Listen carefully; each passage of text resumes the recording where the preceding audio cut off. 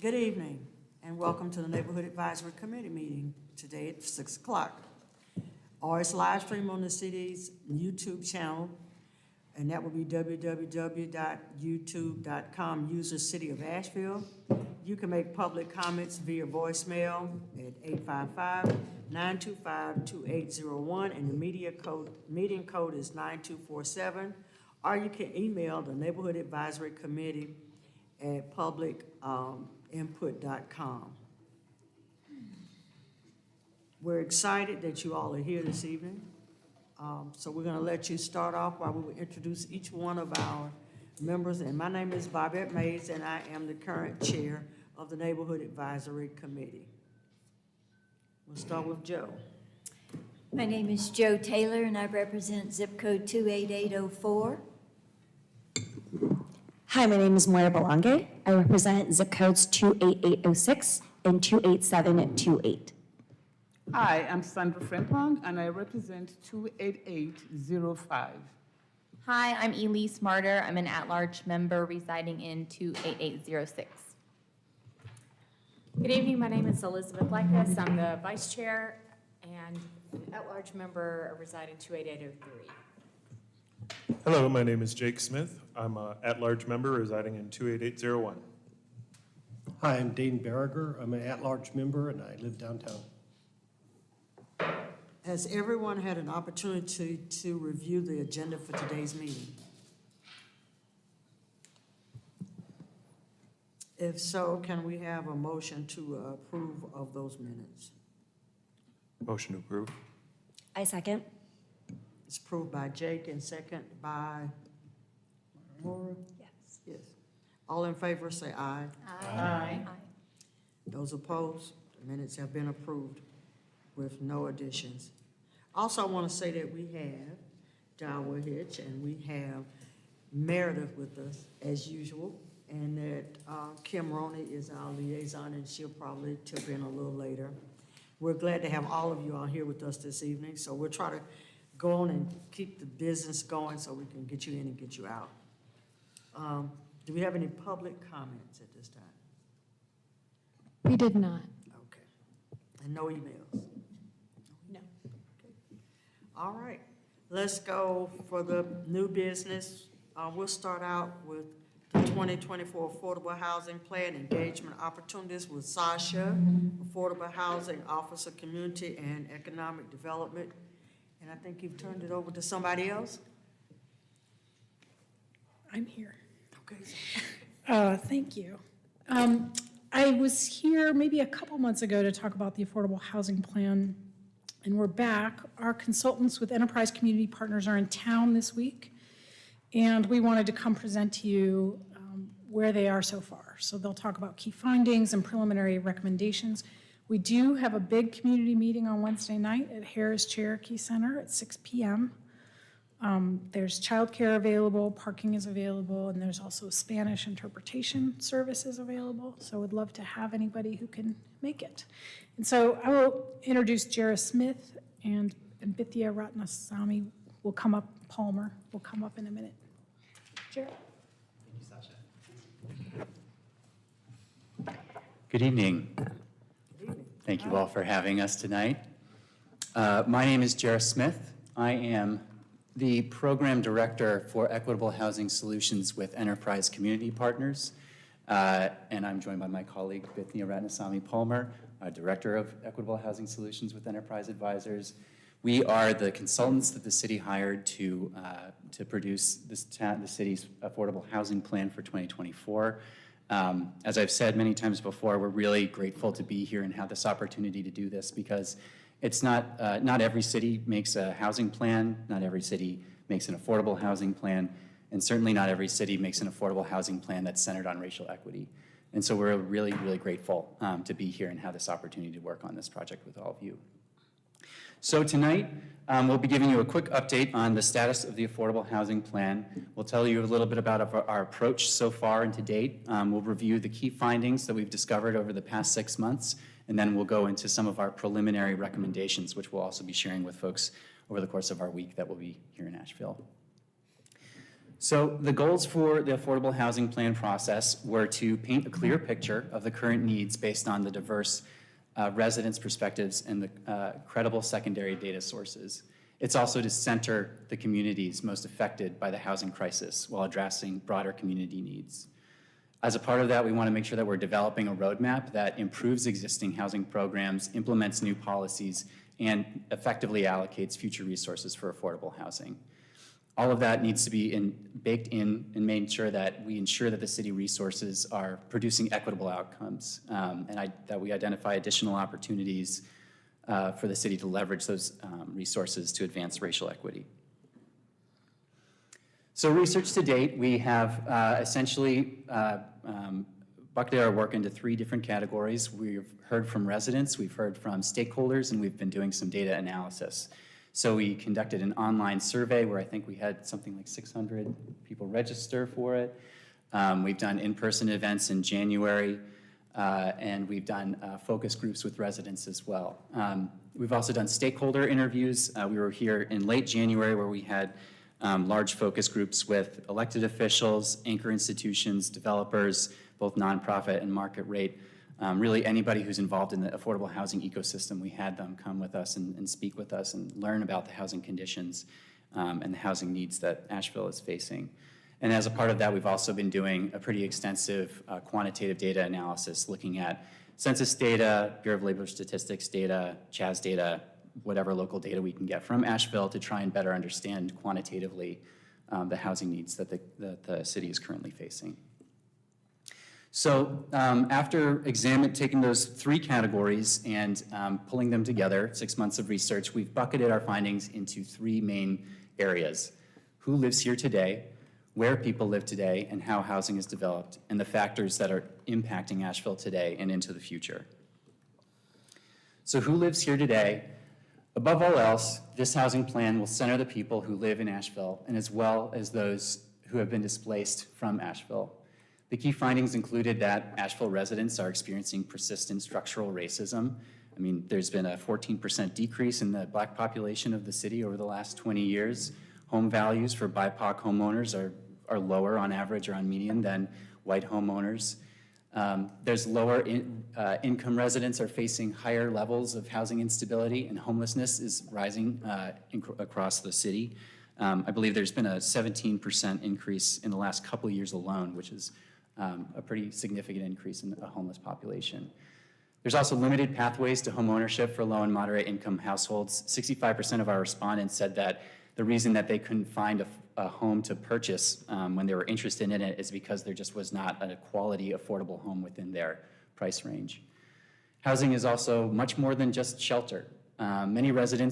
Most residents value their neighbors and their community and access to the amenities and essentials that are found within that community. So really, a lot of this is all about making sure that who lives here has a choice about where they can live and where they want to live. We also found that Asheville's population is getting older. This is true nationally, but particularly true in Asheville, and that will absolutely inform what kind of housing the city should be supporting down the road. And there's, of course, we have heard many, many times that there are a lot of new transplants with higher incomes coming to the city, and that often results in a perception that new development is being created for those transplants and not necessarily the residents who live here today. And residents also expressed a deep concern that these developments were leading to displacement.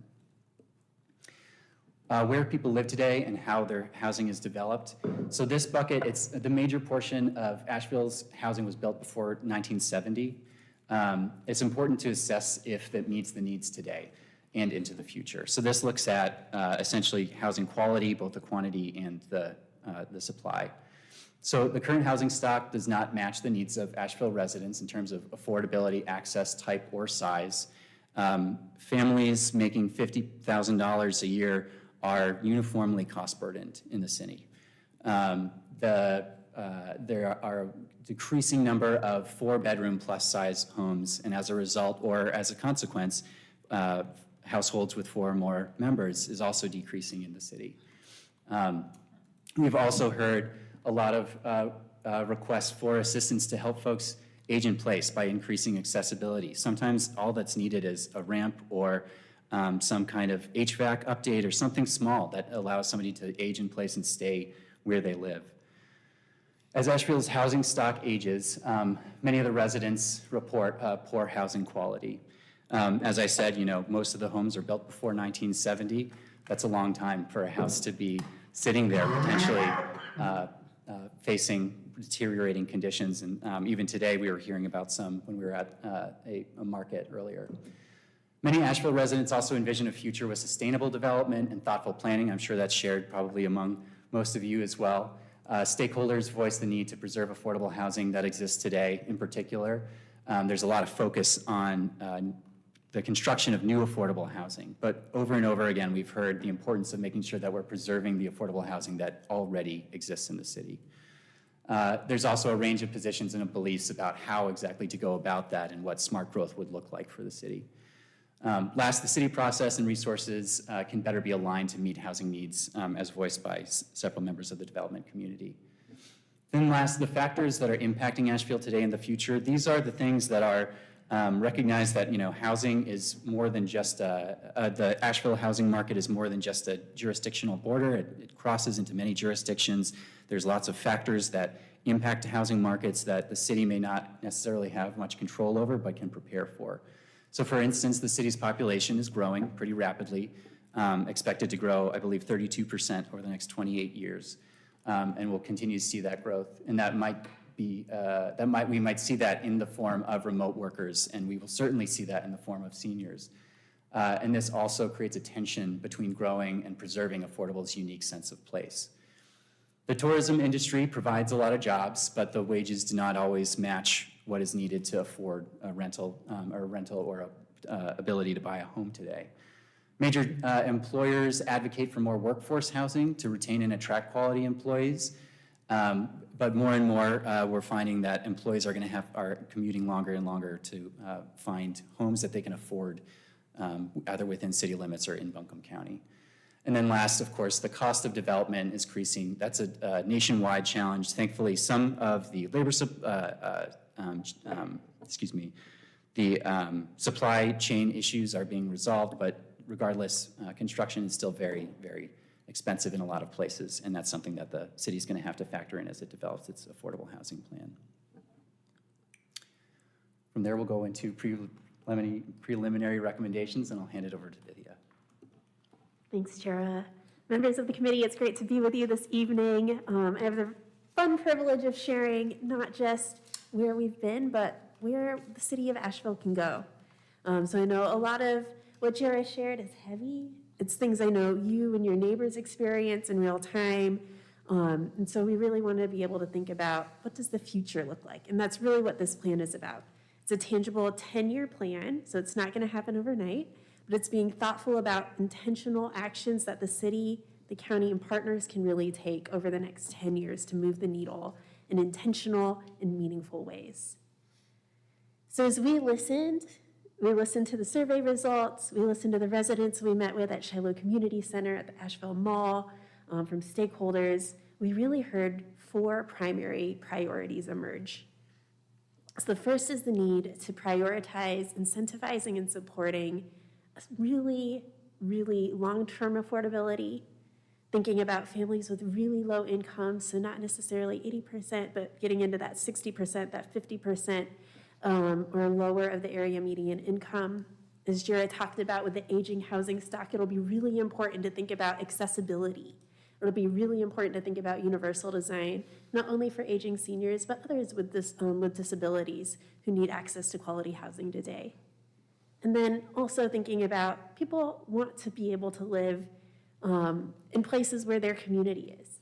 They want to be with family connections, or they might want to move neighborhoods if they see different opportunities for their kids. And so different families want different things.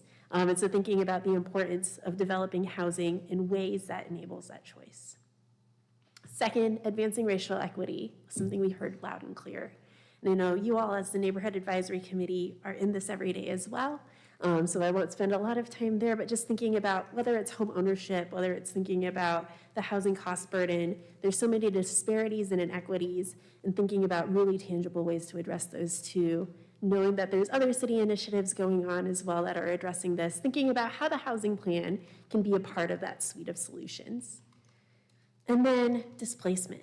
We could not do an affordable housing plan for the city of Asheville in 2024 without talking about displacement. And that's not just physical displacement, it's also cultural displacement, so the loss of culture, economic displacement, as well as environmental displacement, recognizing Asheville's unique environment. And then something else that really came out through our work is the need to use data. And that's not just numbers from the census, it's also listening to community voices and thinking about other data points that can really inform the approach that the city takes to set clear targets of how these investments are prioritized. So those are the 4 cross-cutting priorities that emerged. And there are also 5 really big picture goals, and I'm going to work from the bottom up on the slide. So the first is really building a strong base of an affordable housing ecosystem and a toolkit that can support and expand the work that's happening. The city can't do this work alone.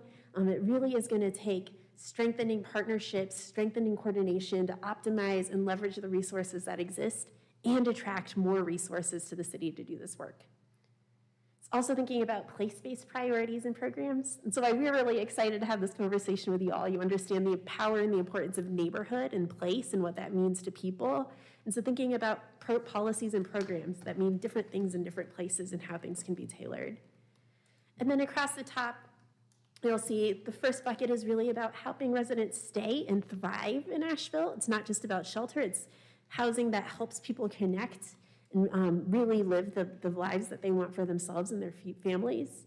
It's about preserving what we've got and improving housing quality, and then increasing the supply that meets the diverse needs of residents today. And as we know, the city will grow and change into the future, thinking about what that means as well.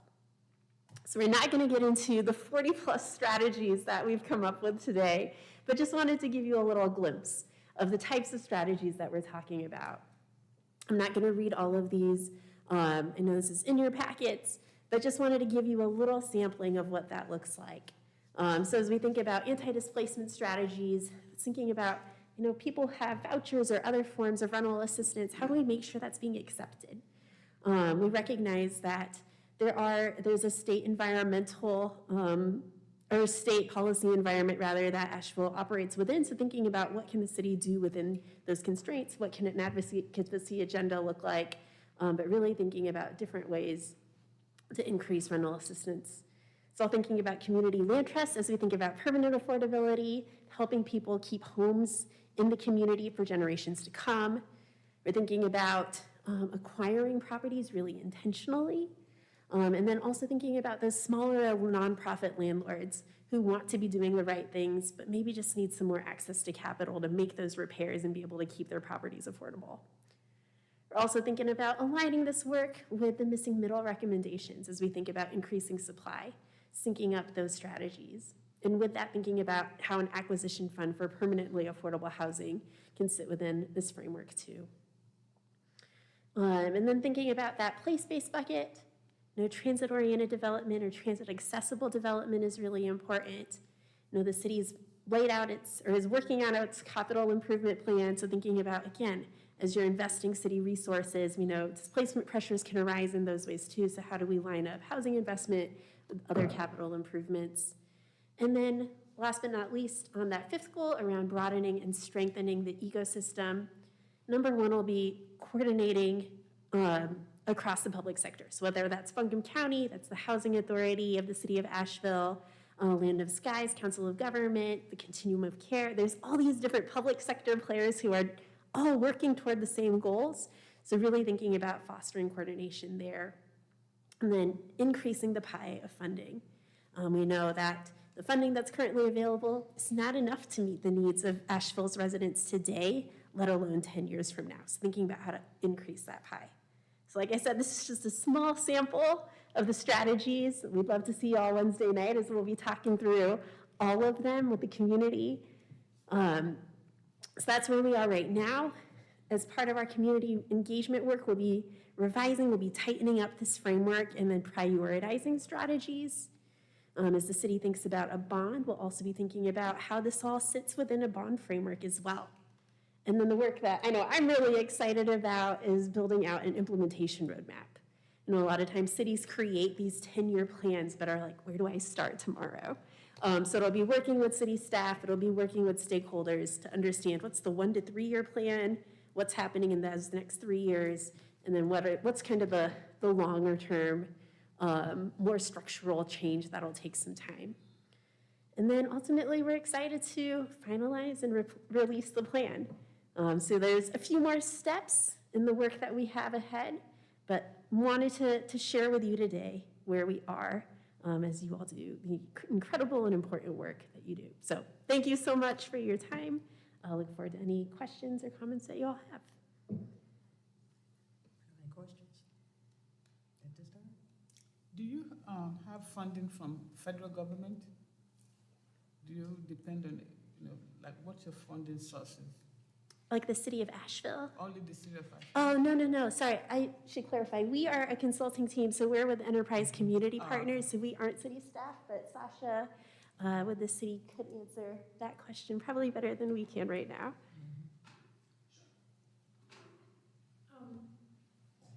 So the city has multiple funding sources, and so my division is affordable housing, and I deal with local funding. So it comes from the general fund or a bond source. We do have a division called community development, and they get federal money. So we have CDBG program and home funds that come into our community. And, I think part of the plan, and just generally, we're always looking for more sources of funds. So there are other programs with HUD. Like there's a Choice Neighborhoods grant right now that we're looking at. So there are other sources out there. Thank you. Sure. When do you anticipate the final report coming out that you just referred to?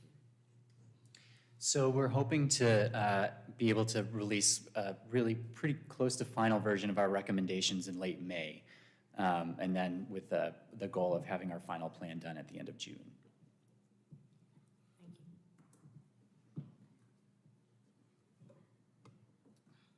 you. I have a question. Thank you guys for being here, for doing this work. I imagine you do similar work like this for other municipalities. Can you give us some examples of like those other cities that you've worked with, and maybe like what are ways that Asheville's situation is both similar to those other places, but also ways that it's unique from those other places? Do you want to take that? Sure. Or you want me to take that? I'm happy to. Absolutely, yes. So Enterprise Advisors has been working on comprehensive affordable housing strategies for years. The most recent plan that Advisors did was for the city of Toledo in Northwest Ohio. And we've also done them for the city of Denver, Prince George's County, Maryland, Charlotte, which I think is how we're built our work in North Carolina. So a broad range of jurisdictions, different scales, different sizes. I think at the end of the day, they're done by leaders like the city of Asheville leaders who want to be intentional with the resources that they have. And so it's really that care and that passion for the work itself and the understanding that this is going to take a lot of intentionality, and it's also, there's not a silver bullet to addressing these issues. I think that's a lot of times people come to advisors and are like, what do we do? We're like, well, it's the 45 things that you're going to do over the next 10 years. And so how do you think about that in a way that really can impact change? I think things that are unique about Asheville, Jara nailed it when he opened our presentation. Asheville, just from the beginning, has been like, we want to talk about equity. We want to talk about it in real ways. That's not something we see universally. So we don't take that at all for granted that we're able to do that here. I think also understanding state context is always important. I've previously spent time in Atlanta. I know the reality of working in states where you have relationships between the city and the state. And so that's something that we've always been thinking about with this work. And then I think just Asheville's growing really fast. I think it's out of all the cities we're working with right now, it's definitely the fastest growing. So I would say that's one factor that really stands out to me.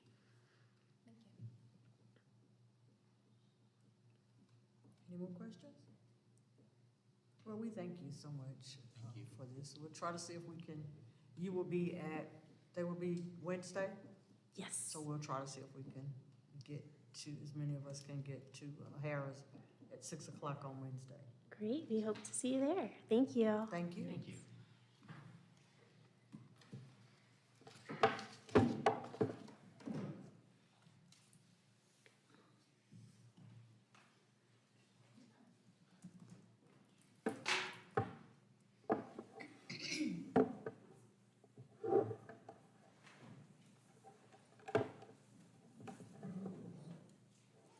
Next, we'll have the Simplicity Climate Justice features from Kieran. Kira. Huh? Kira. I was getting it.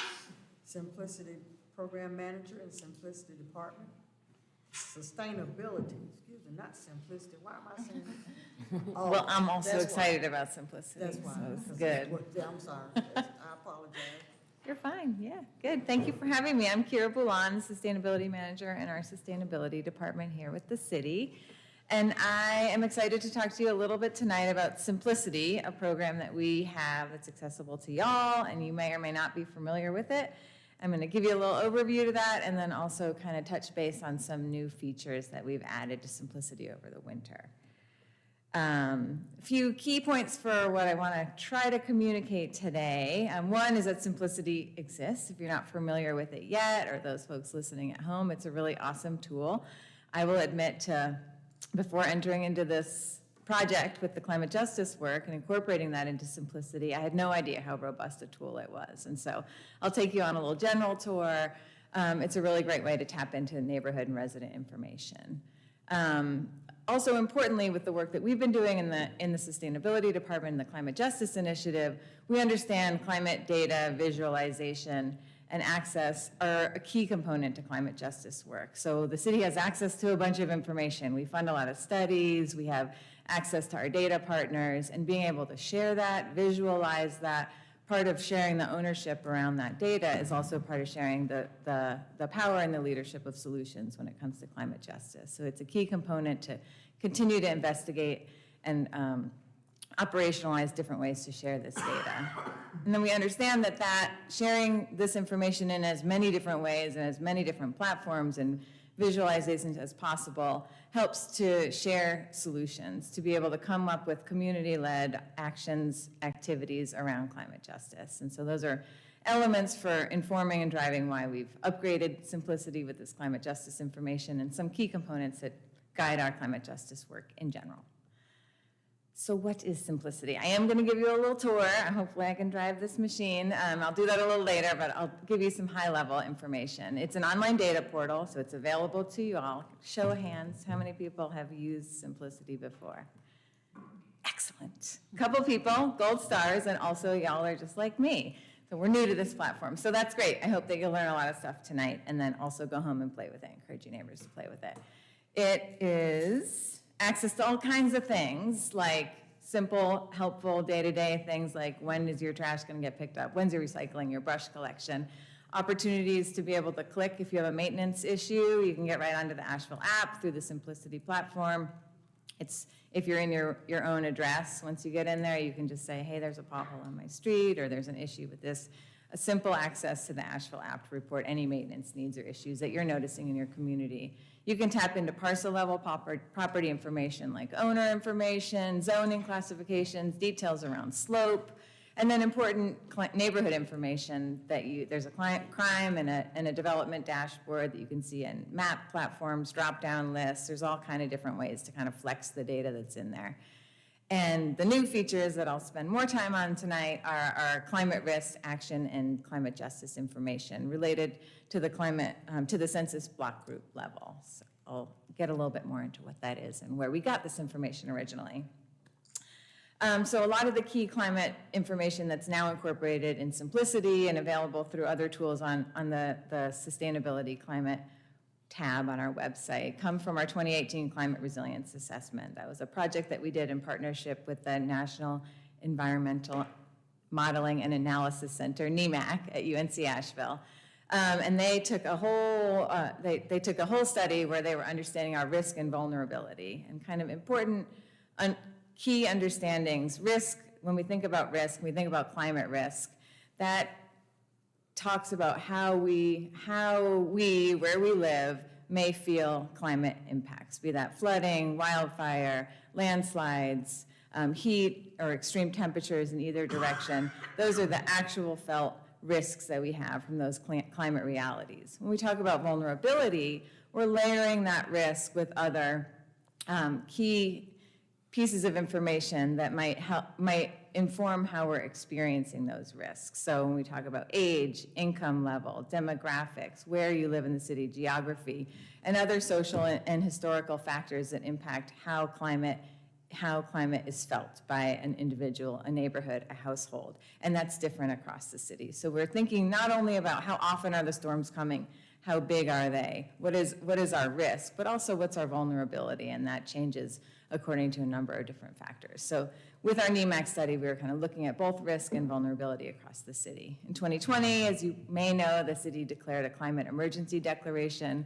which really just underscored the fact that we need to take urgent action around the changing climate and how it's impacting our community. And we understand that climate realities impact our most vulnerable communities the first and the worst.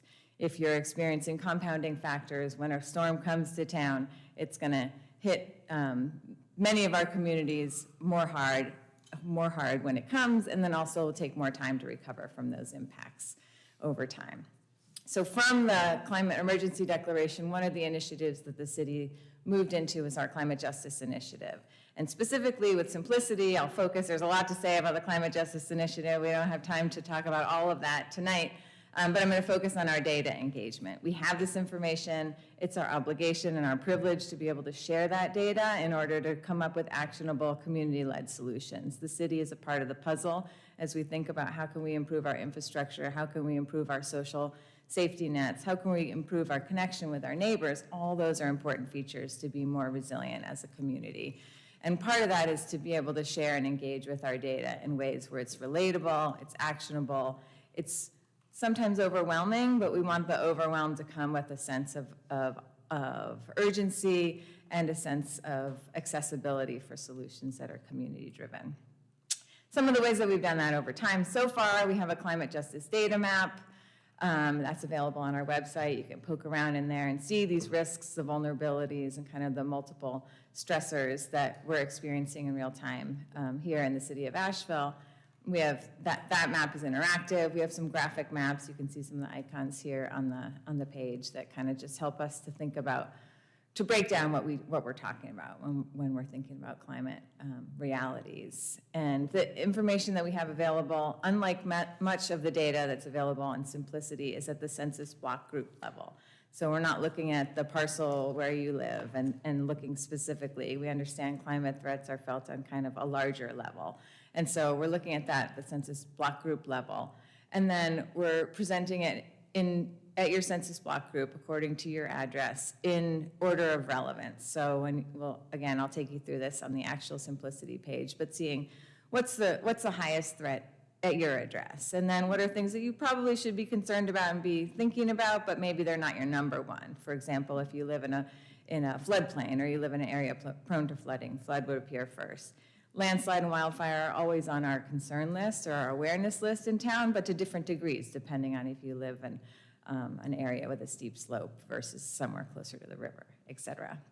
And then, importantly, as we think about empowering people to take action as an individual, as a household, as a neighborhood, and then together as a community, action strategies are important. We don't just want to be overwhelmed by the realities. We want to think about ways that we can lift up strategies to be more prepared and to be able to react more quickly in times of emergency. So these are some of the specific features. This is an example of a visual representation of the climate justice data map. This one is not interactive, but it helps us to kind of think about our community. You can see the vulnerability outlined there with the most vulnerable when we think about our climate threats, so our floods, our wildfire, our landslide, our heat, and then our non-climate stressors. It's kind of like a little bit jargony, but we're thinking about what are the other factors that increase that vulnerability above our climate risk. And those are some of our social vulnerability factors. That's a CDC, Center for Disease Control, publishes our social vulnerability index. It's 16 factors that think about age, demographics, disease, a number of different factors that compound vulnerability. And then energy burden. What percentage of your income are you spending on your actual energy bills? And that's just an indicator of household income versus preparedness as we think about weatherization and that impact with climate. So these are the details that kind of influence our climate justice index score, and then we'll visualize that through color coding and through other ways that you can interact with the map there. And then again, on simplicity, down to the bottom link there, down to the bottom bullet there, there's links to additional climate justice resources. So if your curiosity is piqued as you're dinking around at your address, there's lots of places where you can go and learn more about Asheville's climate justice initiative, but also in general to kind of click through and learn more about climate action in our community. Are you ready for a tour? Yes. I will do my best. Let's see. Yes. Okay. So this is the Simplicity dashboard. You can get there, simplicity.asheville.nc.gov. You can go right up here. I'll just go to where we are.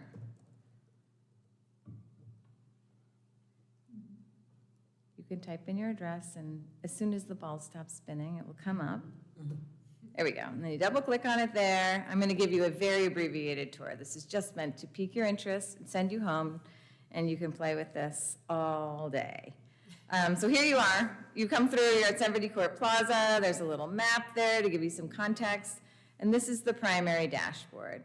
So as you're looking there, you can click through. You can get detailed crime data. There's going to be a map here. You can change the time. You can change the radius that you're looking at. There's a map view, a list view, a chart. It's downloadable. There's handy dandy little icons here. You can click on any of these and they'll expand and they'll tell you specific information about the reported crimes in those areas. So you can spend lots of time on the crime dashboard. Similar, you can spend lots of time on the development dashboard. Lots of great juicy information here about all these things. Development is another dashboard. You can sign up for notifications, which is really great. If there's new things coming through in the development, open meetings or other opportunities to engage, that will come through. You sign through on notifications on this page here. If you scroll to the bottom, you can sign up right there. You can click through, of course, to lots of different resources that are available through the city, permitting and otherwise related to development services. Here's What do you mean development services? Do you mean existing projects? Yeah, so you can see where it's mostly related to permits. That's the data that we have information for. So you can see, I'll just click back through here. Let's see what happens when we click on one of these guys. So there's a link through the project details, and you can find that this is about a subdivision. I'm not familiar at all with this project, but there's a rabbit hole of information that you can go down on any number of the permits that have been filed with the city. So there's a lot of, you can kind of get a broad scope of what's happening in your neighborhood or a neighborhood that you're engaged with, through one of your other community groups. As fast as we're growing, you must have to update this online. I expect that you are correct and that there's some automation. Like, I can speak most of the climate justice pieces, and that is Kira is not in there updating the climate justice information. That is being fed from our maps, and I expect that that's also true with these data portals.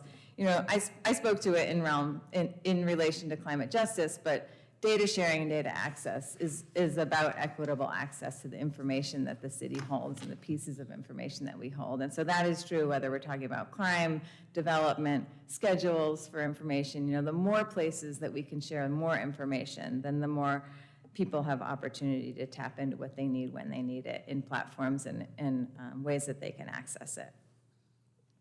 So there's crime and development. Here, our trash should be collected on Wednesdays, all kinds of other really great information. Here's where you would click through if you had a maintenance issue, you wanted to click onto the Asheville app.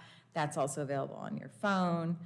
Our recycling is recycling week A, Wednesday this week, all kinds of things. And then you can click through on this card. So this is related to the PIN number. So your property information here is on a parcel level. So this is different than the climate justice information, but you can get all the details here.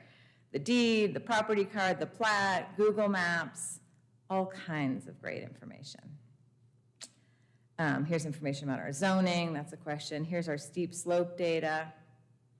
You could spend days in this portal. I'm gonna skip ahead to the climate justice information. Also on the same homepage, you'll see over here that we can click on the climate threats and vulnerability. And now here's the time where we're leveling up from the individual property level, again, to that census block group level. And we can see the individual climate risks for this region. I won't go through all the details, but just to give you a sense of the type of information that's available here. So we're looking at a heat risk. We're here downtown. This is the most concrete, the least tree canopy. So this is an area relative to the rest of Asheville. This is a relative high risk. So this is a place where you would think, how do I get to shade if I need shade? You know, trying to think about your own personal action, your own solution, your own readiness to be proactive in these times. Landslide risk, this is our, so you can see we're going from red to orange here. Some areas may have multiple reds, and on and on. And then these are other action strategies that are available. Again, this is really focused on the opportunity for an individual resident or homeowner to take action. So those strategies are directed at that audience. Here's additional climate justice resources, different initiatives that are going on in the city. This would be a place where when we do have new initiatives or opportunities that we would be able to update this and keep folks informed.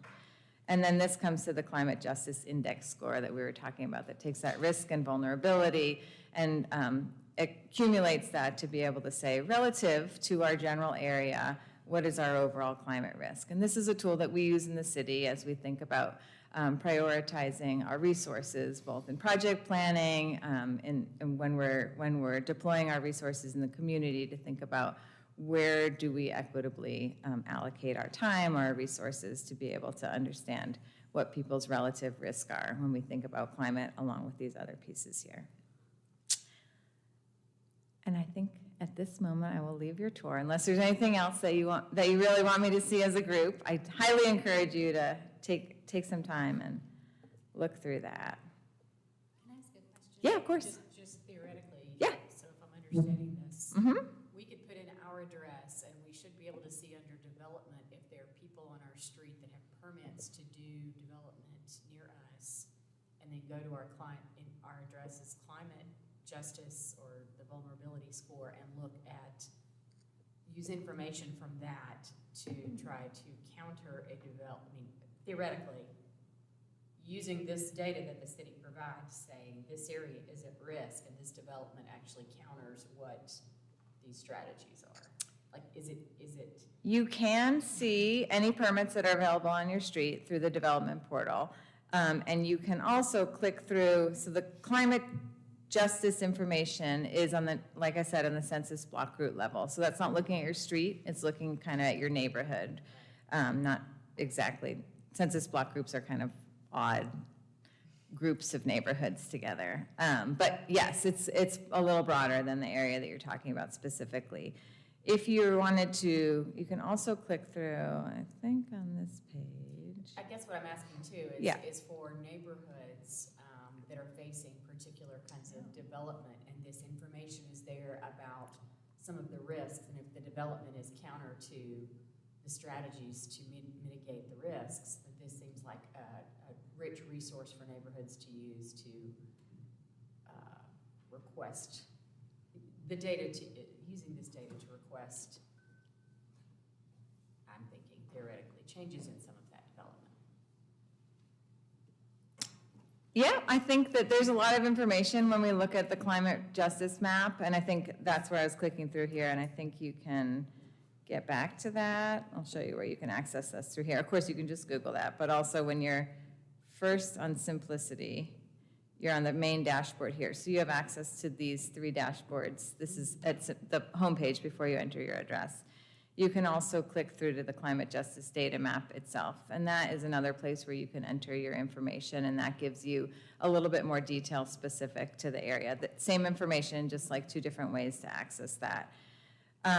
We use this as a screening tool as an opportunity for us to think about and prioritize where we're, like I said, where we're allocating our resources. I think there are probably lots of different applications for how you might understand this in your community. But as you can see, the groups, like the area groups that we're defining here and their vulnerability are relatively large, as opposed to kind of looking at your street. It's kind of understanding neighborhood vulnerability on a little bit of a larger scale than what we're seeing with permits or development. I guess I'm just thinking in terms of if we go to neighborhood associations or we're talking to groups about this resource and they say, why would we use that? What would we use that for? I'm just thinking of. Yeah, well, applications of this. one of the primary reasons that we put this together outside of our own internal kind of applications in city planning and project management is also to give people tools and resources to think about their own individual household or neighborhood readiness. So when we're thinking about what are opportunities for us to mitigate changing climate, so thinking about how do we pollute less, how can we use less fossil fuels, how can we lessen our carbon footprint. But then there's also how do we live in the realities of our changing climate? And that's a lot about adaptability. And solutions start with knowing what your risks are. And so that's a place where we really are partnering with communities to think about what are ways that we as either homeowners or neighborhood residents can influence adaptability. We know the storms are coming, we know they're more strong. What are we doing with that water? And that's questions that we're asking at an infrastructure citywide level. And those are also, there's opportunities for individual residents and particularly groups of organized neighborhoods to make impact in those ways too. Where are we trapping our rainwater? What are we thinking about? What are our shade opportunities? How are we supporting our neighbors who are particularly vulnerable when the power is out? Or other ways that we can kind of operationalize real action so that when there are emergencies, that we're better prepared for them and that we can bounce back to baseline or better more quickly by being better prepared and having our resources aligned. And I think that's the end of my actual presentation, just reiterating some of the most important takeaways here from what we're hoping to get out of presenting this data in more ways, and simplicity being one of those ways. And I'm happy to field more questions or comments. You have them? Go ahead, Lisa. I know you. I was just saying, knowing is half the battle. It's true. It's true, yeah. And a lot of times, I'll just add this editorial commentary and then I'll let you get on with your day.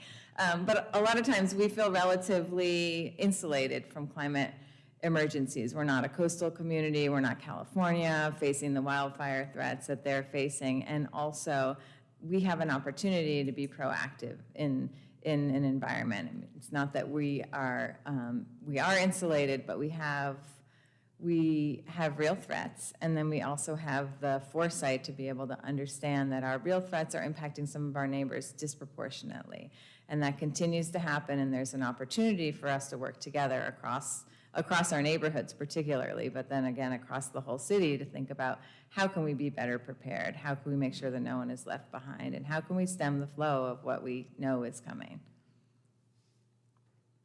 So I encourage you to plan simplicity, and you always have my contact information, so if you have any further climate justice questions or ideas or ways that you might plug in at a neighborhood level, I'd love to hear from you.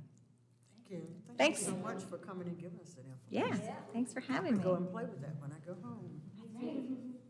It's kind of nice getting the development updates in your inbox because you'll know when stuff is happening before everybody else knows what's happening. Yeah, I think that's what I do. Mhm. So that's a new tool for me to play with. I like that. So we're going to get down to the interim officers elections term to start July 1st, 2024. Before we start, I just wanted to say that it has been an absolute joy and pleasure to be with you as a group. No one, I don't think, was here when I first started. So, and I'm proud of the accomplishments that we have made together. And I know that you all will go much further than what you're doing now with the Festival of Neighborhoods. And I hope that you all consider the holiday parade that will give neighborhoods a chance for people to know what they are. So I know that but I won't be sitting down. Every time I try not to do something, Dawn will find something else. They gang up on me. So I kind of do that. But we did sit down and we thought about doing interim officers because you will not have a May meeting because that will be the weekend of Memorial Day. So you won't come back around until July.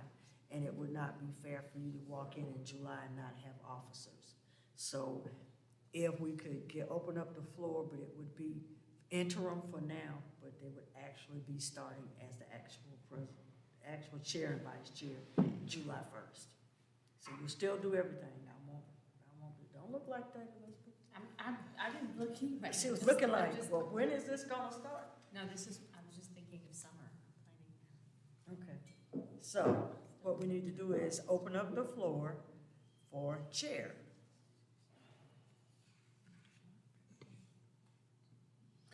So I would like to nominate Elise for chair.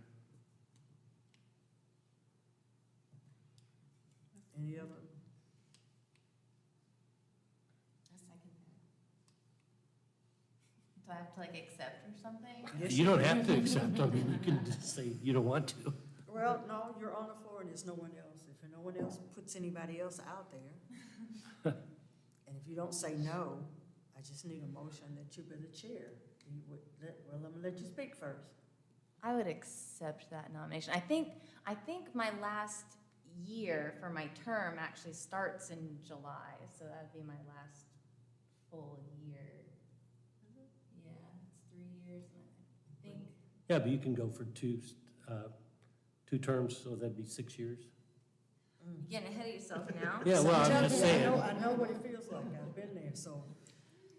And that's what I want you to consider. When you think about if you want a position, think about how much time you have left and if you're gonna go past that time, or if you're in a position where you came in because somebody else was gone and you took over that part, and then you still have 3 more years. So that could actually give you 5 years plus. And the dedication that you want to do it. I mean, I've enjoyed every bit of it. I think that I saw that a group of people here have come together for neighborhoods and want to make a difference. So you have to continue to do that. But, you know, just all neighborhoods. So like the Festival of Neighborhoods, all the neighborhoods that you got to come together, always engage with them. So if you want that type of a commitment, that's up to you. No. I'm just a little caught off guard. But yes, Dane, thank you. I will accept your nomination. Good. Okay, so can I have a motion? I move that we choose Elise as our chair. And second? Who second? I did. Have a motion and a second to accept Elise as the chair. All in favor, say aye. Aye. Any opposed? You're the interim chair, and you will be the chair 1st of July. Now you need, how long do you have? I was just looking at my thing, my term is up this summer. Is her term up this summer too? I don't have that in I started front it of now. me, but we can look. I do have one point of clarity, though, about when the position, so is it that the interim position starts July 1? No. Because that's when your term ends, and then there will be another election after the annual meeting per the bylaws. Okay, so that's it. So we've got to revert that So you've back. got until July, so yeah, the interim position will be July 1, but there wasn't going to be a time to vote before that, which is why you wanted to get it on this So agenda, don't if call I'm not me. mistaken. Please don't call me. Please don't call me. So let's revert that back. So there was a question on that. So we would have to, you would be interim. Until the annual meeting, which is It's in, August, is it August or September? It is y'all's choice, but I believe it was in September. Is it September? This past time. So then you would be interim from July to September. okay. Okay, So we need to I'll know, accept that. we need to know when the vice chair is up, or can we wait for that? Well, we have Elizabeth now. Elizabeth is vice chair now. But see, she doesn't know if she thinks her term is up. I this summer. started in 21, summer of 21. So I don't know how that works when you're finished with a 3-year term. If you Do you started get in reappointed and 21, apply, or how does that work? no, you wouldn't have to reapply. So I would have to, Kim's I don't got it. have the Yes, dates Kim. in front of me. We were waiting for you. We were waiting for you. Commissions, Council. Got here as quickly as I could. That's okay. So let's talk about board and commission appointments. So excited as a member of the council subcommittee, the boards and commissions committee. If you're willing, it would be a great privilege for you to continue. And what the process normally looks like is you signal your interest in being reappointed. And reappointment is heavily considered by our boards and commissions. So we'll let the folks at the boards and commissions committee level know through the clerk's office that there's an opening and that the current committee member is or isn't willing to continue. Okay. And so then that opening will have, other applicants will apply. And then the boards and commissions committee will review all the applicants for that open seat. They'll make a recommendation to council, and then council will appoint the opening. Now, normally if that person is the chair or vice chair and in a leadership position of boards and commissions, they can maintain that position throughout that process. And if for some reason, I've seen positions where the person is like, I'm willing to continue serving, but I don't want to be reappointed, and we don't find applicants, they may be willing to serve and fill a gap for a month or two until that seat is filled. In that case, usually the leadership position, like chair or vice chair, continues through until there's a filled position. Any questions? I love boards and commissions. Glad we got her before you said that, because I didn't want to do that. Thank you, Kim. And we still have an opening for 28801 right now, don't It's we? gonna have two, no, didn't we just fill one? No. 28801 is, we have some applicants, if I'm not mistaken, for 28801, which we have not for a while, so. But I did see one. I'm not sure if Boards and Commission has voted on that open Oh, yeah, seat. so we did have an open seat for that. We did, And we did have an applicant that we. We did. Yeah. yeah, and we had not there was a run where we were missing applicants for 28801, and the city clerk's office would continue to advertise for it, but I do know that we had somebody in that zip code apply this time around, so just need to check on where it is in the process moving through clerk's That's a office quarterly to boards basis. and commissions. Exactly. Yeah, and so then you'll have another one, mine, 2803 and 28704 in July. Is it July? Yes. Yeah, that's what I recall from our conversation. Yeah, Yeah, that's the term what it is. ended in July. We're good. I started July 22. Yeah, you're good. You're good. And you'll My love point it. being, Elizabeth, we seem to sometimes have some gaps in our membership, like people aren't applying a bunch. So if you want to keep going with us, She's gonna keep going. I will. Because that festival of signify neighborhoods is my coming interest up. in whatever official capacity I need to serve Yeah. another 3 years. I know. 'Cause I remember I waited for you, even when you were in school and we didn't know. Yes, you did. Yes, okay. So we've got that. So now, that's good. Let's, Darwin, you have 15 minutes for the overview of the 2023 National Community Survey results and Asheville Community Engagement and Leadership Academy. Okay, I will not, looking at the time, and I know we had some really great and interesting presentations today, I'm going to try to move as quickly as I can because I know that the subcommittees have been doing a lot of great work, and we had 20 minutes slotted for you all to be able to share the work that you're doing. So this will be a very high-level overview of the results of the National Community Survey. And then, because I'll be moving so quickly, I'm gonna set a timer here. Maybe I'll run all the way through, and then if there's anything that you would like a little bit more information on, I can give a quick response. That might be the quickest way, so that, again, you guys have some, all the time that you deserve to talk about the great work you've been doing in your working groups, not subcommittees, working groups, your 3 working groups. All right, so here we go. Dowa Hitch, it's my pleasure to serve as the Communication and Public Engagement Director for the City of Asheville. And one of the things our department does is every 3 years or so, we work with a surveying entity to conduct a statistically valid survey about how residents in Asheville feel about city services. And that is bigger than just the city of Asheville. You'll see as we get into it. So it's about resident satisfaction in general. Some of the questions in the survey are outside of the core service delivery of the city of Asheville. So just don't want you to be surprised there. For example, education is a question. So we share those with Asheville City Schools, for example, but some of those things, again, are not core service delivery or core services that the city delivers, but there are relationships that we can share, and sometimes there's overlap. So key takeaways. Asheville residents continue to experience a positive quality of life. Residents praise opportunities for education, arts, and culture in Asheville. There's an asterisk on that education one, and we'll get into that as we work through the presentation. The economy continues to be a key priority area for residents. Safety remains a focus, and as growth continues, general affordability and housing availability remain areas of top concern.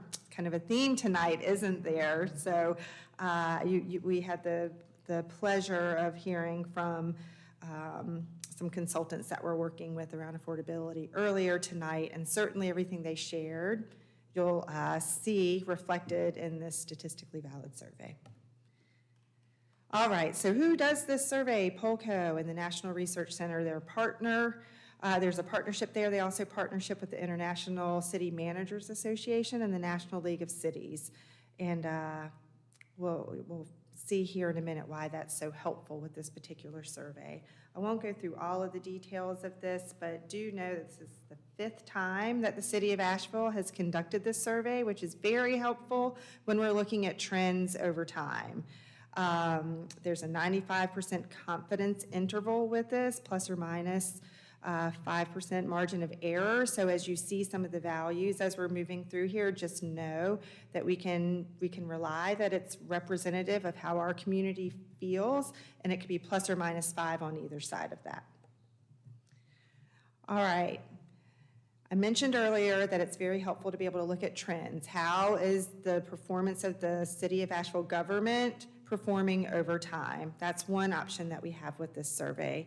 Another is measuring government performance. That's where the satisfaction comes in. What's really exciting about this survey is that we can benchmark against other cities across the country, and they've got a very large database. Not only can we benchmark against just other cities in general, we can also benchmark against other cities that have tourism-based economies, which can be very helpful in further understanding some of the challenges and opportunities we have with that reality. So there's just a quick picture of all of the cities that are within this database. And now we're going to get into the overview of the results. First, I'm going to start with quality. All right, so these responses that you see here relate to resident satisfaction with the quality of these different areas. This is a big survey. There's lots of questions, so it's just boiled down into these categories here. But you can see these are the % excellent or good responses to these different areas when you look at them when they're grouped together. I do want to note that the different tints of green relate to benchmarks. So light green means that in those areas we're benchmarking lower satisfaction than other cities. The mid green, similar, and then the dark green is where we are benchmarking higher. Again, this is the quality of these different areas. Now, same groupings, but the questions were related to how important are these different areas. So you can see here lots of things. So the overall, for example, overall quality of the utility infrastructure, our community rates that as very, very important at 92%. Again, you can see that we're benchmarking similarly with other cities within the database. When you put those two things together, that gives us the chance to look at areas where we may want to focus attention. So for example, if the quality rating was low and the importance was very high, that tells city staff that that might be an area where we want to invest some time and attention. So in this case, we're looking at the areas of mobility, safety, economy, and utilities. Again, this isn't just the water utility. These are all utilities, but it's broken down a bit when you get into the details of the survey. So, key findings. We talked about these in the key takeaways. Asheville residents continue to experience a positive quality of life. So about 8 in 10 residents gave excellent or good ratings to Asheville as a place to live, and their neighborhood as a place to live. And then they were very or somewhat likely to remain in Asheville for the next 5 years. Second finding was that residents praise opportunities for education, arts, culture in Asheville. So here's where we're going to get to that asterisk. It's not everything about education. It's certain kinds of education. So you'll see here, we're benchmarking higher in the top 5 categories. In the bottom 2, we're benchmarking lower. And that is K through 12 education and the availability of affordable quality childcare and preschool. So I just felt like that was very important to call that out, right? So we're benchmarking higher in some, but not all. Third finding, economy continues to be a key priority. Here's what the results look like in those categories. So Asheville is a place to live, benchmarking higher. Cost of living in Asheville, satisfaction's 10%, benchmarking lower. Safety continues to be a focus. Here we go. Asheville, in the downtown commercial area during the day, 74% satisfaction, and note, though, that that is lower than cities that we've benchmarked against. Areas where we're benchmarking similarly are how safe people feel in their neighborhood during the day and how safe they feel from fire, flood, or natural disaster. The ones where we're benchmarking lower are how safe people feel during the day in downtown, how safe people feel from property crime and violent crime. Number 5, housing availability and affordability remain top areas of concern. So in all of these categories that are related to growth and development, Asheville is benchmarking lower, and you can see the associated satisfaction rates with that. There in the call-out box on the left-hand corner of the slide, you can see that 87% of residents rated affordable housing development as an essential or important investment for the city. Again, that's kind of our theme for the night after hearing the report from the consultants we're working with. They're developing a plan. Okay, so then there were some special topic questions within the survey. Again, we wanted to dig a little bit deeper into these questions around affordable housing and get an idea of how the community would respond to different strategies. I apologize, I know that the font's kind of small on this, but you can see that there was support for all of the strategies. The one that appears to be most strongly supported is implementing strategies to prevent displacement of long-term residents with lower income. So still lots to dig into there, lots of great data for the teams to continue to work with, but wanted to share that affordable housing special topic question with you.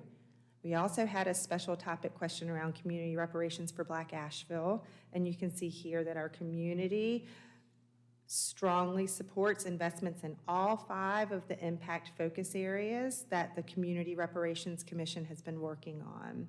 And nearly all, I did the math, all of those between strongly support and somewhat support, they're all over 80% for every single one of the IFA areas.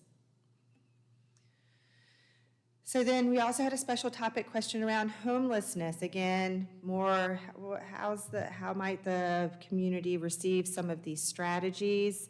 You can see that there's 3 that we sought input on or that people had the opportunity to respond to.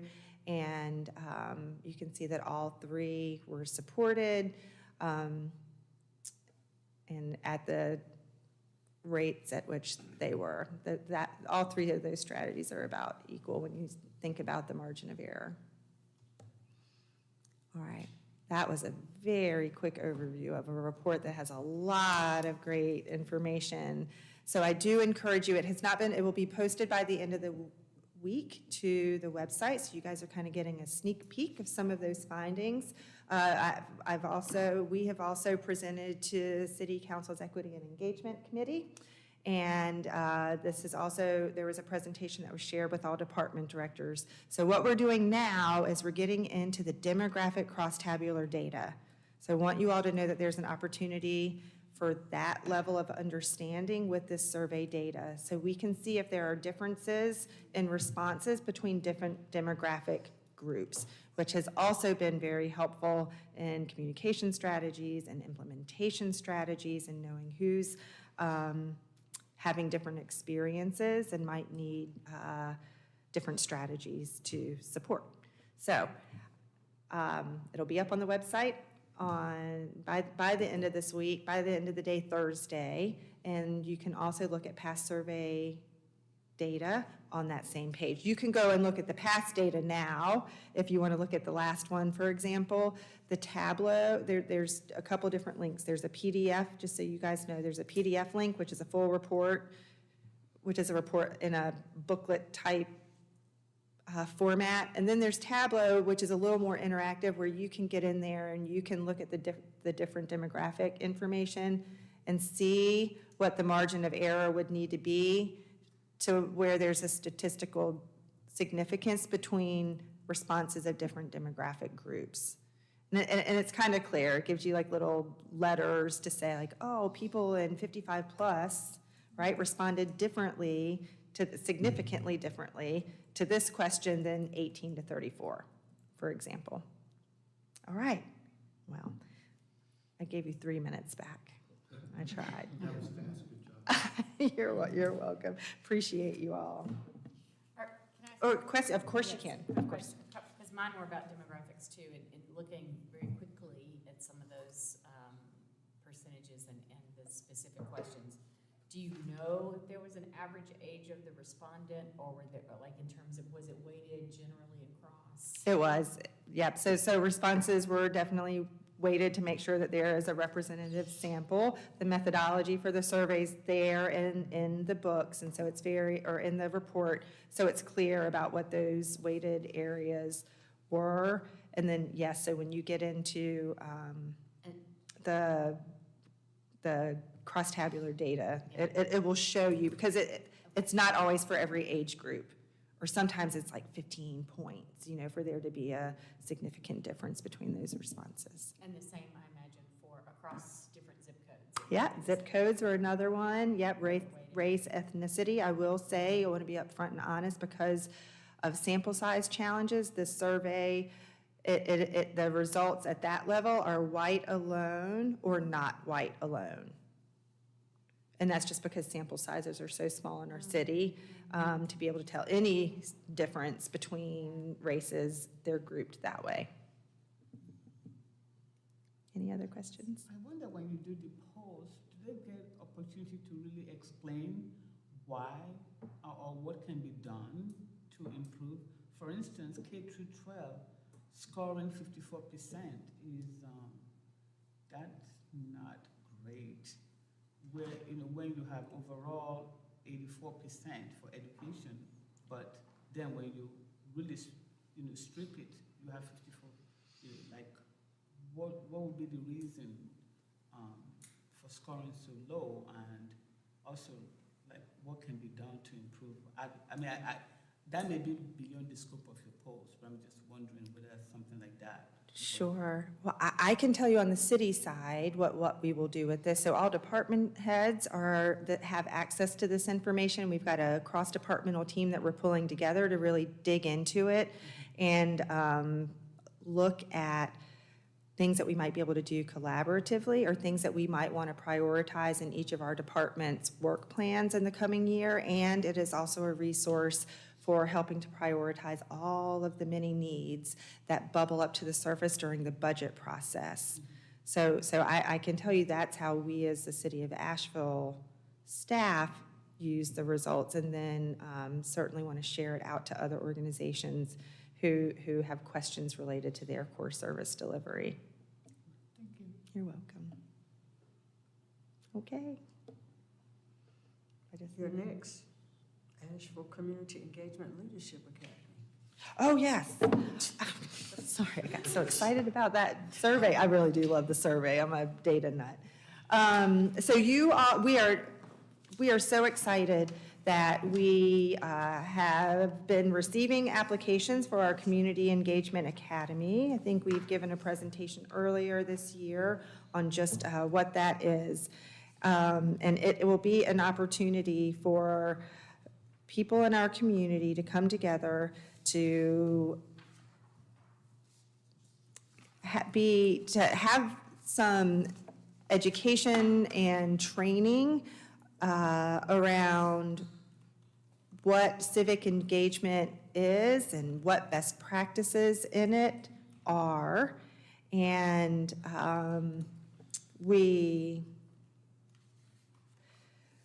there will be a few modules, and then the plan is that after the academy is over, we will have a group of community connectors who have been able to build this network within themselves, as well as receive training. And then there'll be a pool of people who have connections. We're honing in on folks who have connections to groups that we historically have a hard time meeting.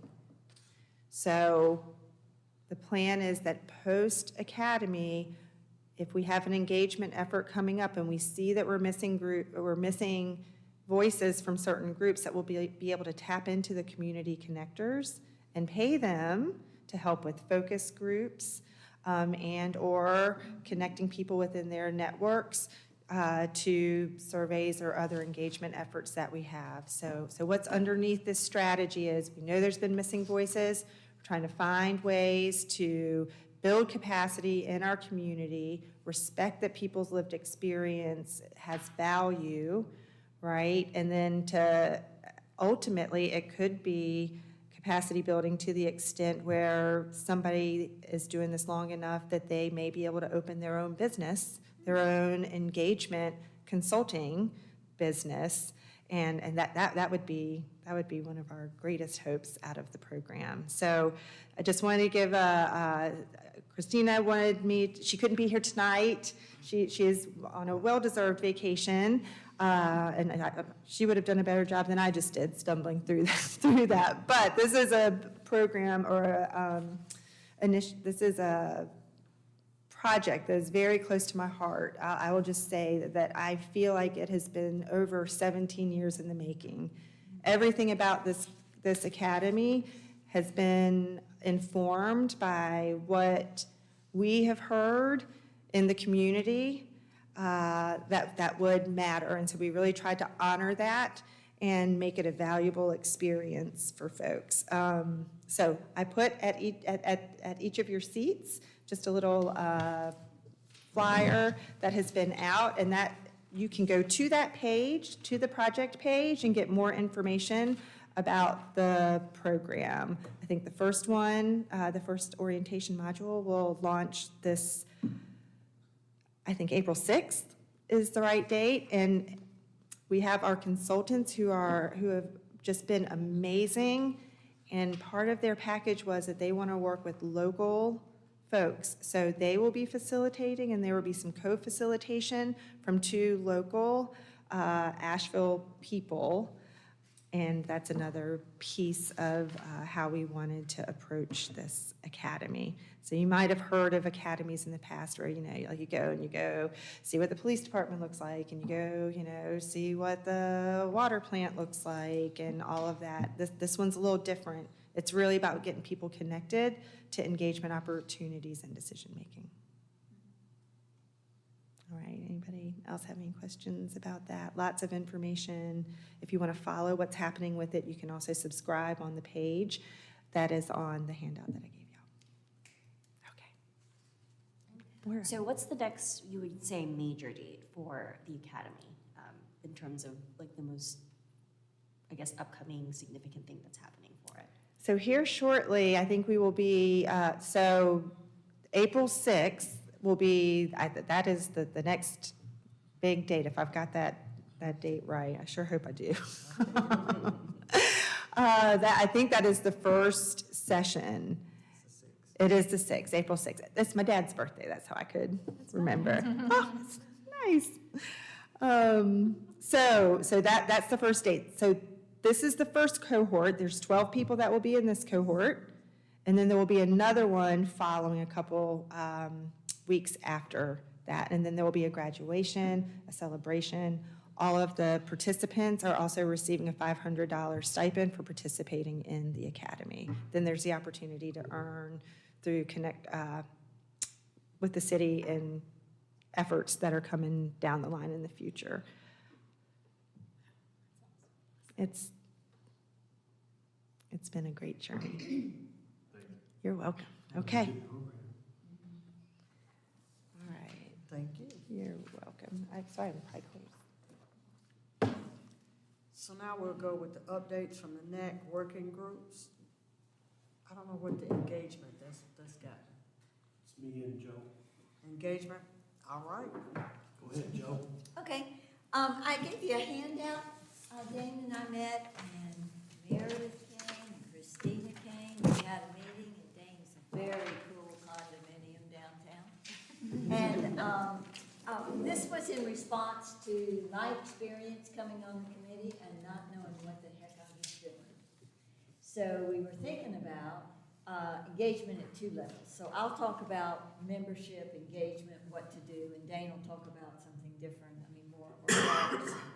So we came up with this draft, and basically Meredith was very kind to meet with me and go over the spreadsheet and talk about some of the pathways, the 2 primary pathways, outreach and input. That's our job, basically, as members of this committee. Outreach and then gaining input. Well, how do you do that? And particularly, is it value added to have something in writing for new members? To say, these are suggestions about how to do that, very specifically. And we kind of went to the top, and I'm not sure if we need to.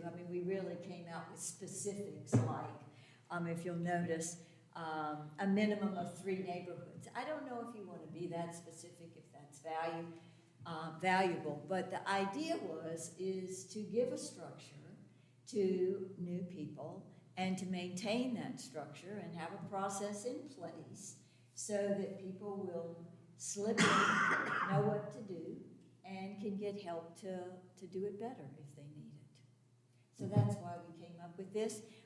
The conducting outreach, regular contact via email with a minimum of 3 neighborhoods in your zip code in addition to your neighborhood that you currently represent. Access, and by doing that, ways to do that, access the neighborhood map and obtain a list of registrars. It just goes through 1, 2, 3, how to do that with suggestions. And then obtaining input, then what do you do after you outreach and open up those doorways? In addition to email communications, Dane said, well, maybe it would be a good idea to say at least attend 1 neighborhood meeting a quarter. What would that look like? And those are some ideas about what to do and how to bring in the input. So there you have it. Okay. Thank you. That's good. Do you think? Yes. Any suggestions? Do you want to add anything, take anything away? Is it too specific? Or, as long as we say it's suggestions, you're not going to be kicked off. If you don't. But I do think it would have been helpful to me to know what I was going to. This is really helpful because when you come in, like you said, you have to know how do you go about this and not just going to meetings and not and how to conduct yourself or represent the city. So this is good. Okay. The only trick, of course, is that the list of contacts, people come and go, and emails a lot of times bounce back, so it's an ongoing process. But this would at least give you a structure, and with that, I would think, Meredith would need to present, whenever we get new members on, to talk about the map, to talk about how to access it, and how to get your information from it. Okay. Well, that was pretty easy. And I think it's absolutely doable, that's minimum, I mean, You think? I think it's something that just, I've wanted to have more structure around that this whole time, I think I really appreciate y'all putting that on paper and just, let's just do it. Okay, well, where do you want to put it, or how do you disseminate it? Do you give it to new members? I don't know. Well, it used to, we had a book when Oh, I first came, I think it did away with the book, I think. Didn't they do away with the book? We've still got the book. Okay, so there was a book that would give you all the information. Okay. So I guess So there's a what is couple this? different books. So there's the orientation book that the city clerk's office is kind of managing that portion of it. So I feel like this staff can take the responsibility of making sure that staff's supporting the neighborhood advisory committee. Because I don't want to, there's a lot of boards and commissions to manage, and I'm scared that if it will just be it might get lost in all the needs if we did it at the city clerk's level. So certainly we can make sure that everybody new coming on has these. Yeah, I went to the city clerk orientation, and it's very general. Yeah. I Exactly. think, and this is very specific for this Exactly. committee. Okay, well, Meredith has a copy and Christina has a copy, or do you want me to send a copy? No, that them having the copies like me having the copy. That's what I was thinking. Okay, thank you. They keep the trains running. And so what I did was a little bit higher level. Joe and I met, of course, and talked about this. So my thinking was, how do we deal with all the neighborhoods in Asheville? Because we're, of course, all in our own neighborhoods, and even if we are in contact with 3 other neighborhoods, that's still not all the neighborhoods, because we have a lot of neighborhoods. So I got to thinking about, well, how do we address issues that are going to be across the board for all neighborhoods?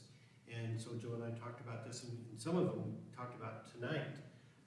You know, like 2 immediately is, of course, the affordable housing affects everybody in Asheville. And, you know, education affects everybody in Asheville. And some others we talked about are like greenways, sidewalks, you know, there's just a bunch of things.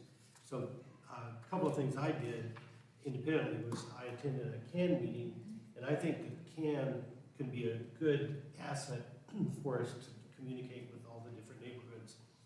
In fact, I'm now on the CAN board, and so That's nice. yeah, so I'll be going to their meetings, and if there's anything significant, I can report back. I also attended the city's homelessness series of 3 classes on homelessness, so I attended those.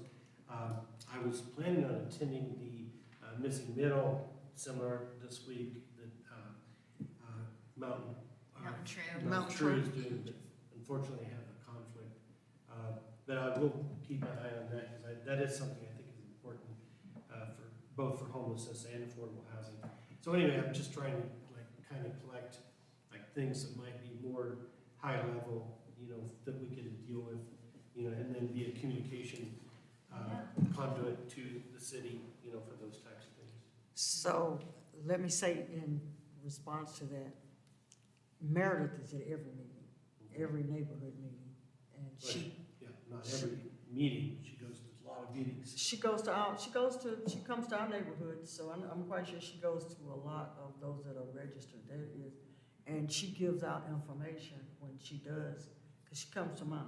And so I think that the communication with her, along with whatever else, because we've long had a desire that we wanted this committee to go out into neighborhoods. We've been talking about it, about going to even your own community and getting information what they need and what they want, and asking them what they want and what we can do within the city.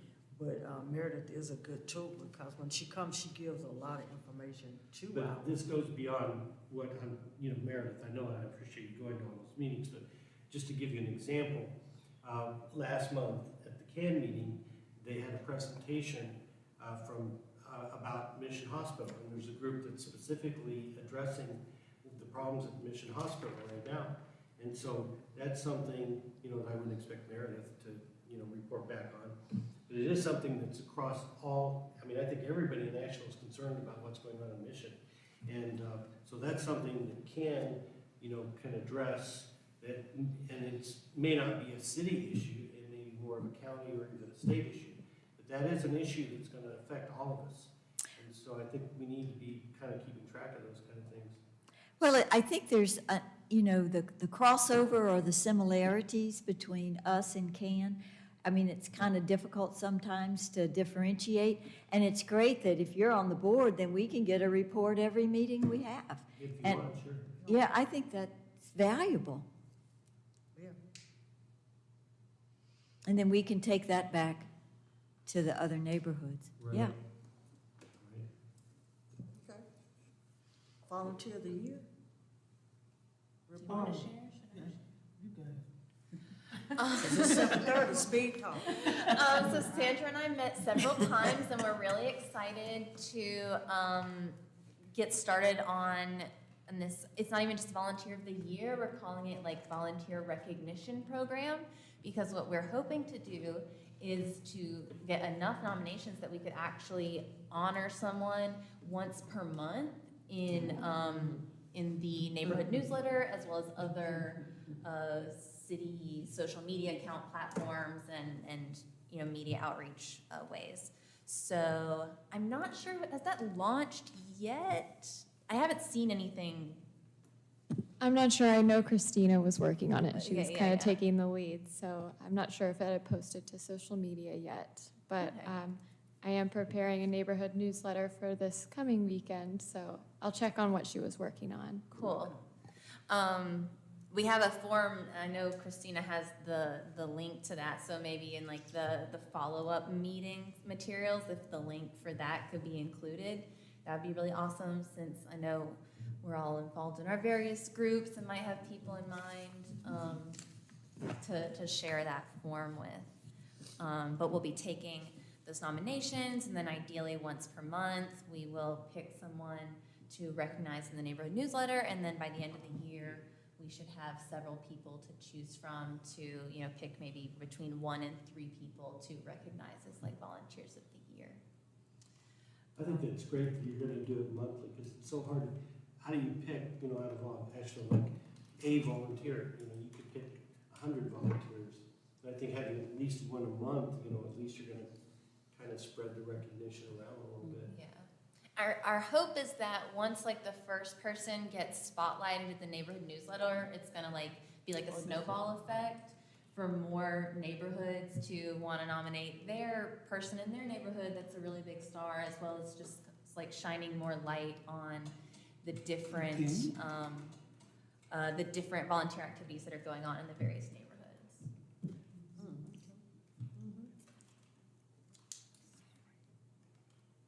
Festival of Neighborhoods? I guess that's me. Okay, so we've met a couple of times since our last meeting. So where we are right now is, I think one of the takeaways we had from last year, other than, take into consideration what other events in the city are going on to kind of maximize attendance and also shorten the duration, and so that there wasn't, it's more dense, because I think overall I had good total attendance, but there were hours that were more sparse than others. So kind of packing it more densely, I think would be to our benefit. So we decided on doing 11 to 3. And if you guys remember last year, it was 10 to 4. So a little bit later in the day, it cuts off a little bit earlier in the afternoon as well. And then the other takeaway we had was, I think we really need a lot more volunteers for this year, and that's kind of on us, because last year I think the push for volunteers came a little closer to the event. So I'm sure even if people wanted to participate, with it being the fall in Asheville, people have prior commitments. It's harder for them to, commit the 6 hours for that day. And so it's great that we're getting started so early. So this week, our goal is to not just reach out to the volunteers we had last year. And there were 2 different kinds of volunteers, the people that were involved in planning. So they attended basically all the meetings that we had. And then the people that showed up day of and helped with actually, managing the event. So reaching out to those and hopefully getting a lot more people not just involved early on, but also knowing that we have, okay, there's 10 people for sure that want to be involved the day of. And so I think that's going to give us a little bit more flexibility on what we actually want to do events-wise. I'm sure I'm missing a couple of things, so. Just to, Oh, yeah, sorry. just to add September on to 14th, that, sorry, yeah. September 14th at MLK is Yeah. the date we selected. September 14th, that's a Saturday. It's gonna be a little warmer than it was last year. And so that's something we'll also take into consideration, knowing that if it's gonna be warmer, looking at stuff, making sure that we have water, some sort of cold treats. I know we really wanted that last year and couldn't make it happen, so hopefully we make that happen this year. And I think one of the other things we've done to streamline is that Jake and Moira and I each we're a team lead for a broad area, like food, entertainment, music, marketing, sponsorships, communication, and then the vendors, volunteer coordination, and neighborhood involvement, so that as soon as someone wants to join a part of any of those volunteer levels, we can direct them to a team lead, so it's going to be much more organized. We're also hoping to expand the vendors to 40, and 20 to 25 of those slots we hope will be neighborhoods, and then the rest will be divided between city departments and nonprofits, so. And one other thing too, and this isn't set in stone yet, but we were looking into some of the other ways that we can really encourage involvement in the community. And so we came up with maybe having kind of performances during the show, or during, not the show, the event. It's not for very long, so 2 or 3 at most. Yeah, and I've been to other events in Asheville where it's like the local high school dance team, or sometimes they get like the kids doing the karate classes to put something on. And so I think that's really gonna encourage the local neighborhoods to participate. If they know that their local high school has a great dance team that's like competing and winning awards, maybe they want to get involved. And that typically brings a lot more attendance to the event, because then it's like the family members and friends want to see their little kiddos perform. So I think it'll be fun. Is there anything else I'm missing? Great. Okay. Elise, multimodal transportation? Oh, yeah. Oh,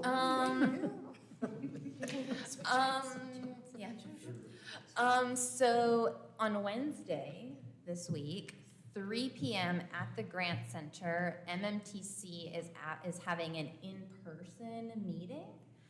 We have decided to make 2 of our meetings out of the year, like more hands-on working type of meetings. So the public is welcome and encouraged to attend, and as part of that, there is a smaller group of us who have been focused on transit specific things, and so we're going to be giving a presentation just to provide a little bit of background info, and then leading 2 breakout groups exploring how transit is tied into both affordability and equity. And so the public, like I said, is invited to attend, and they're also invited to actually participate in those 2 breakout groups that we'll be having. So that's this Wednesday, 3 p.m. at the Wesley Grant Center in Southside neighborhood. Okay. I see where it says Neighborhood Association meetings, outreach for all. I would just say that, be very encouraged with the 2025 tax appraisals and assessments that will be coming out. Get yourself prepared. They'll be going to different neighborhoods, and I contract with them, so I work with them some. So be prepared for that, because it's gonna be important. It's gonna affect some people. No one likes their taxes to go up, but it's gonna happen. So, be cautious of that. I did wanna say too that, whenever you send an email, unless it's a meeting, send that email to the individual. Don't send it and for everyone else to get your email. If you're in a meeting and it's just the 2 of you, then don't make it where everyone else sees your email, because it's like a meeting. If it's so, just be cautious of that. I know that's something that I guess it's still like that. That was what, before. So be cautious of sending emails and everybody CC on your emails. Let's just be very cautious of that. I don't think I have anything else. And I we'll do. Yes. It's an issue that came up during the passing around of flyers to HOs for the matching grants. And some of the presidents, I would say officers of the HOs mentioned, at least for 28805, said to me, and I'm talking about few presidents said to me, this is a great information. Thank you for letting us know about it, but we can apply because we won't qualify. Right. And my question is, why not? Because there is, it all goes on your income, based on income. If that depends on what you're trying to get. If you're a veteran, that's one thing. If you're trying to get an exemption, that's another thing. If you're trying to get your payment, get it lowered, that's another thing. But a lot of it goes on your income and what you make per year. And if you're making over $33,000 a year, you won't qualify to get an exemption or a reduction. That's the way it's set up. You're talking about the neighborhood matching. I'm talking about the neighborhood matching. You're talking about getting reductions in your property tax, Yes. right? No, I'm I not. don't know we're not what you're talking- talking about. So you got me, I'm like, I don't know. She was I passing didn't know out what it had. I flyers. was supposed to put on. I didn't know. Tell me what it had. Okay, I'm sorry, if you're still talking about the property taxes, I will let you finish. And No, then go I'll- ahead, because I was not gonna get into, you're talking about the neighborhood matching grants? It Yes. depends if you're a nonprofit or 501c3. We are nonprofit, But what do you want, it depends on what you want the grant for. but they're not even talking about the need for the grant. It's more like they're saying that they're not qualified because the neighborhood, that the neighborhood is not recognized as part of the city. And I'm saying, well, I'm 28805, and that's the zip code that I represent. Well, you Why know- won't HOs in 28805 qualify for, for benefit, for things that benefit other neighbors? I'm gonna let you talk to her, because I've been doing Yeah, that we too. can talk offline on that. We can get together, because there are some areas of the city where there are neighborhoods that are outside of the city limits. And so I'm not sure if that might be the case for these particular neighborhoods, if they're not in the city, because if they're not in the city limits, then they would not be eligible for the program. That's exactly what they said, and it didn't make sense to me because I'm like, I represent 28805, and that's Yeah, they- Asheville. So why are some of, my neighborhoods excluded from benefits? Some of Yeah. mine are, they're out of the city, Yeah, they're in But the the question county. is why? It's just the way the city lines have been drawn. Right. So it would be more appropriate to say that you represent the neighborhoods that are within the city limits within the area code 28805. Come on up, Kim. It's almost time. we need to- We went over today. Huge. So there's one other example I happen to think of is, I know this is the case in West Asheville. So I live in the 28806 area. And part of that's in the city limits, and part of it is in the county for the same zip code. However, we have recognized neighborhoods, and we have some residents who live in the city limits who aren't in a defined boundary of a neighborhood. They're between neighborhoods.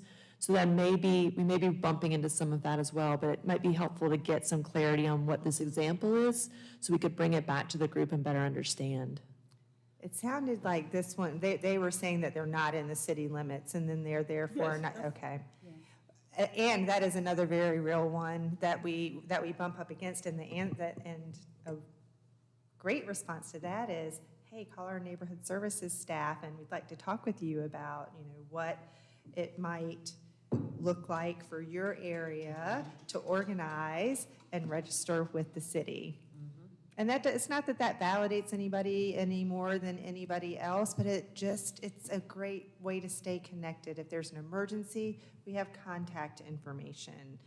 those types of things. We have clear lines of communication. That is why it's helpful to the city if a neighborhood registers. So you can just stay up and give And final comments. don't you? Okay.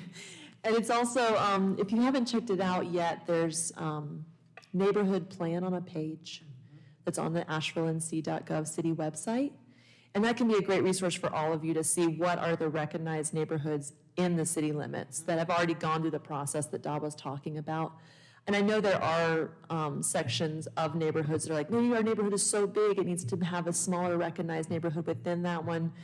So that could be another resource as you have that conversation. Okay, So if I attended a meeting of a neighborhood that is outside the city limits, then it's a waste of time for me to bring their concerns to this committee. Well, isn't it wild that the decisions we make in the city affect those in the county and that everyone who lives in the city is also a resident of the county? I think there's a mutual benefit to having communication. I wouldn't say it's a waste of your time to make communication happen with your neighbors, but there are so many neighborhoods within the city limits that it might be a challenge for you to get to all of those meetings together as a group and the county that you're in proximity to. So I wouldn't say that it's a waste of time so much as it will be hard to represent them at this table in the same way that you would a neighborhood that's within the city limits. Yeah, because I was just under the impression that if I represent 28805, then I'm representing all the neighborhoods in 28805 and I not hear that. some. Can I ask a point of information? Dawa, several months ago, you gave us each a list of, or was it you, Meredith? Somebody, your team, I'm not sure. I don't want to just, I'm sure you all collaborated on it. Don't want to leave anyone's efforts out. But those were a list of neighborhoods in our zip codes. Those are all in the city limits, correct? That's correct. That was.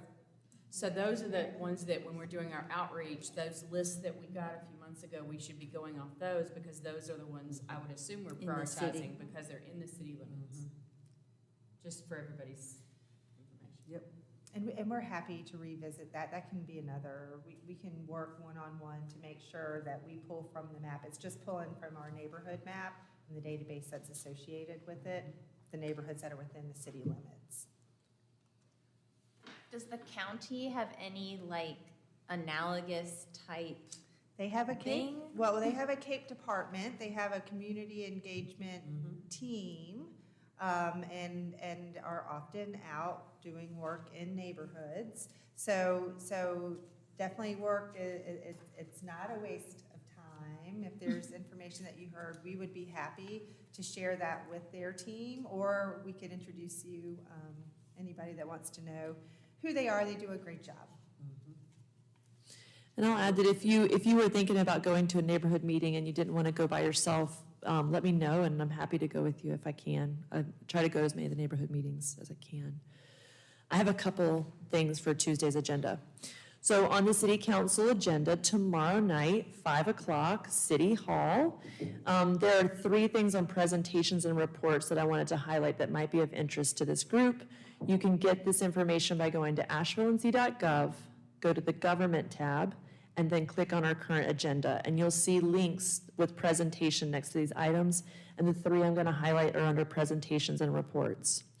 One is the affordable housing plan presentation, which you've talked about in this room and may want to talk about more, but it is from the Enterprise Community Care Partners, and they're going to be presenting to council, so that information may be something you want to carry forward through this group and to your neighborhoods.